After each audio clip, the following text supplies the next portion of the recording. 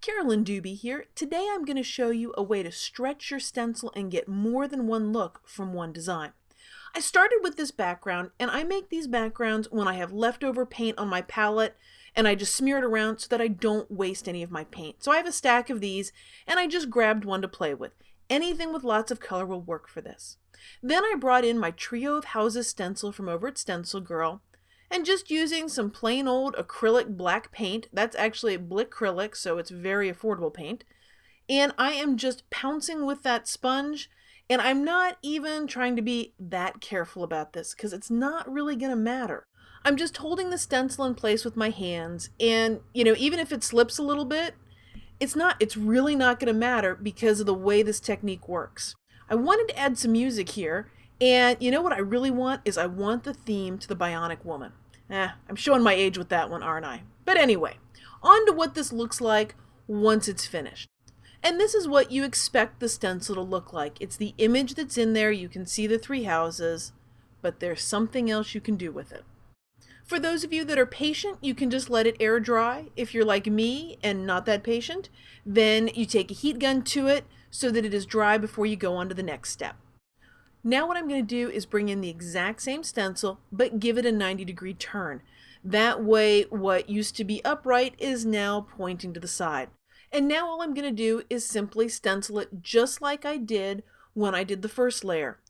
I am now creating lines that will be intersecting and crossing the lines and shapes that were already there.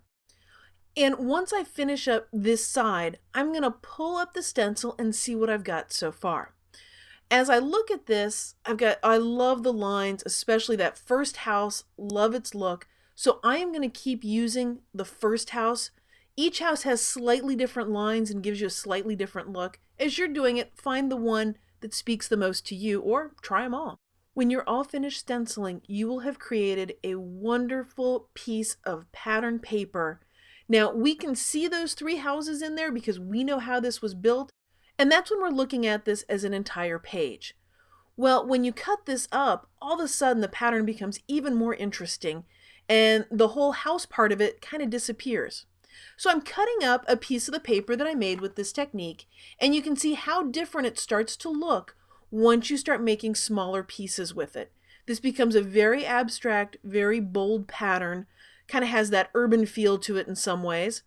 And using something as simple as a paper punch, and I'm going to use up every scrap of this because it's great color, it is great pattern.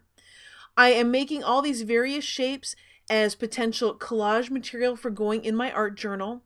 And notice how I cut those scallops? Well, that piece that I just sort of threw off to the side, it's not really thrown off to the side.